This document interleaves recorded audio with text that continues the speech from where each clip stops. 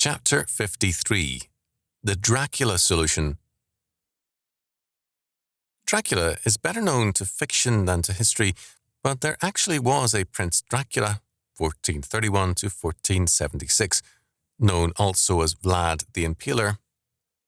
Born Vlad Tepes, the second son of Vlad II, Dracul, Order of Wallachia.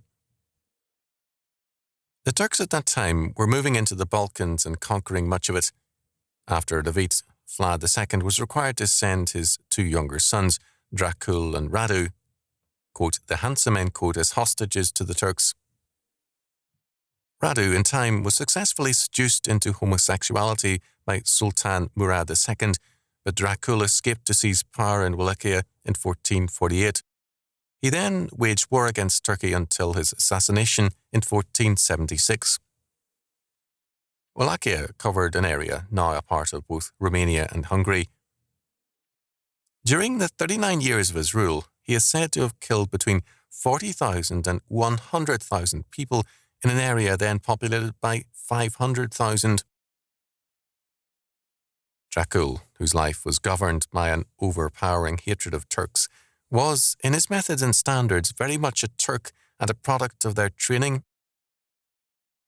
Dracul, or Dracula, controlled his people and often his enemies by total terror.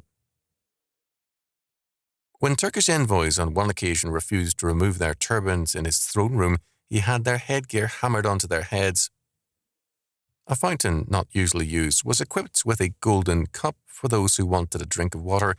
None dared steal it, knowing the extent of Dracul's punishment. Adulterous women were subjected to unspeakable tortures before execution. The Renaissance was a time of great brutality and tortures, but Dracul was in a class almost alone. To this day, in the area Dracul once ruled, he is a national hero to some, both because of his wars against the Turks and his maintenance of law and order. From a Christian perspective, the two ways of obtaining law and order are, on the one hand, revolution, coercion, and compulsion, and on the other, regeneration. Without regeneration, fallen man's nature leads to lawlessness and violence. The police power of the state is a necessary check to man in his sin, but it cannot reform nor change man more than superficially. Whenever and wherever the state sees itself as the way to the good society, it becomes of necessity coercive to attain that goal. If it moderates its methodology to favour education, it becomes progressively a more compulsory education. Regenerating people is beyond the capacity of any state. Its natural recourse is to the power the state commands, coercion. The state's logical direction, when non-Christian, is to become increasingly coercive. This does not mean that the Church does not resort to the same strategy at times. Dostoevsky's Grand Inquisitor is an excellent depiction of this. The goal is to compel men to be good and to give them no other choice. The choice, then, as Dostoevsky saw, is slavery, not freedom. The more the state separates itself from Christianity, the more it resorts to coercion, and its gospel of a true world order is one of slavery. The problem is compounded when both church and state see coercion as the solution. When Dracul placed a golden cup at an isolated water fountain, no man dared steal it because Dracul's murderous wrath could wipe out the city and reach far into the countryside. The people of Wallachia were not made more truly moral by Dracul, but only more cowed.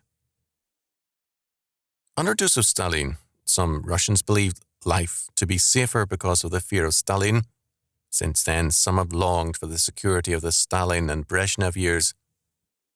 Slavery does offer a security that freedom does not, but it is a security allied with death.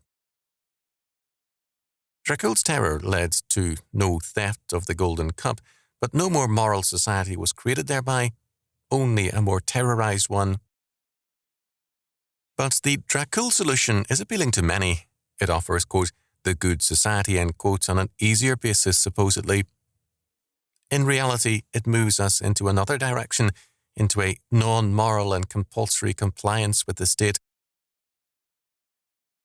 After generations of civil war, Rome under Augustus Caesar moved into a social order retaining the traditions of the Republic while surrendering the reality thereof to an imperial power. Its prosperity could not mask the loss of freedom, nor the fact that it was now a slave state. The Senate still sat, but it no longer ruled. Rome's quote-unquote gift to the world was supposedly the rule of law, but law was now Caesar's quote-unquote gift and will. The great virtue became pietas or loyalty to Rome and the emperor, not to transcendental laws and virtues. The logic of Roman aspirations meant a one-world order, but with each passing decade, that order meant less and less and had come to be closer to disorder. This is why, finally, the millions of Rome did not feel that the empire was worth defending against a few 10,000s of barbarians. Rome lost its life because its life had lost all meaning. Rome had become mere coercion. This is the Dracula solution, and it is the death of any society or state. The more a state separates itself from Jesus Christ, the more it denies regeneration in favour of coercion. Its people, learning the lesson too well from state schools, then think of revolution, or revivifying the life of the state by means of death. The Dracula solution then becomes their doctrine of salvation. The choice is clear: the Dracula solution or Jesus Christ, revolution or regeneration.